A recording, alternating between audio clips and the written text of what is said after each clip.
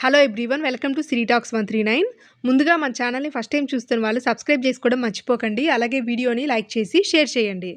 ఈ సంక్రాంతి పండుగకి ఒక్కగానొక్క కొడుకు సంతానంగా ఉన్నటువంటి ఆడవాళ్ళు గాజుల పరిహారం చేయాలా వద్దా, చేస్తే ఏమవుతుంది, చేయకపోతే ఏమవుతుంది, ఇలాంటి అన్ని డౌట్లు కూడా ఈ వీడియోలో క్లియర్గా ఎక్స్ప్లెయిన్ చేసి క్లారిఫై చేస్తాను. ఎక్కడా స్కిప్ చేయకుండా చూడండి.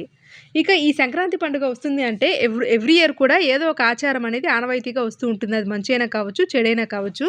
ఈ ఇయర్ మాత్రం ఒక్కగానొక్క కొడుకు సంతానంగా ఉన్న ఆడవాళ్ళు గాజుల పరిహారం చేయకపోతే వాళ్ళ ఫ్యామిలీకి ఆర్థిక ఇబ్బందులు, అలాగే ఆరోగ్య నష్టం, ధన నష్టం, ఇట్లా అన్ని సమస్యలు తలెత్తుతాయి. కాబట్టి ఇమీడియట్‌గా గాజులైతే పరిహారంగా చేయాలి అని చెప్పేసి ఒక వదంతి అయితే చిన్నగా గ్రామీణ ప్రాంతాల నుంచి టౌన్స్‌కి, ఆ తర్వాత సిటీస్‌కి గూడా వ్యాపించింది. ఇక చాలామందైతే ఇది అసలు వదంతా లేకపోతే నిజమేనా అనేది కూడా పట్టించుకోకుండా ఏదైతే అదైందిలే, మనమైతే ఈ పరిహారం చేస్తే ఒక పని అయిపోతుంది అని చెప్పేసి గాజుల షాపులకి ఎగబడి గాజులైతే కొనుక్కొని వేయించుకుంటున్నారు. వీళ్ళ సంగతి ఎట్లా ఉన్నా కానీ షాపులోళ్ళు మాత్రం మా బ్యాంగిల్స్ సేల్ అయిపోతే మాకు అదే చాలు అని చెప్పేసి ఎక్కువ మొత్తంలో బ్యాంగిల్స్ సేల్ అయిపోవడంతో హ్యాపీగా ఫీల్ అవుతున్నారు.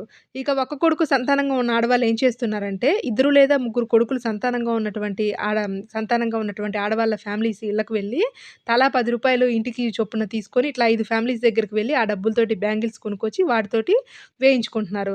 మరికొన్ని చోట్ల ఏం చేస్తున్నారంటే, ఒక్క కొడుకు కాకుండా మామూలుగా కొడుకు మాత్రమే కాదు, ఎవరు సంతానంగా ఉన్నా, సంతానంగా లేకపోయినా సరే ఆడవాళ్ళు ఇంటింటికి తిరిగి ఈ విధంగా గాజులు కొనుక్కొచ్చి వేయించుకుంటే మనం పరిహారం చేసినట్లవుతుంది. ఈసారి సంక్రాంతి మంచి గడియల్లో రాలేదు, ఇలా చేస్తే మన కీడంతా తొలగిపోతుంది అని భావించి గాజులు వేయించుకుంటున్నారు. ఇక పండితులు, జ్యోతిష్యులు వీళ్ళందరూ కూడా ఇదంతా ఉత్త పుకారే, వదంతు, దీన్నెవ్వరు నమ్మొద్దు, ఎవరు ఇలా చేయాల్సిన అవసరం లేదు అని తేల్చి చెప్పారు. కాబట్టి మీరు కూడా ఈ పరిహారం చెల్లించాల్సిన అవసరం లేదండి. మరిన్ని వ్లాగ్స్ తోటి మీ ముందుకు వస్తాను. Thanks for watching my video.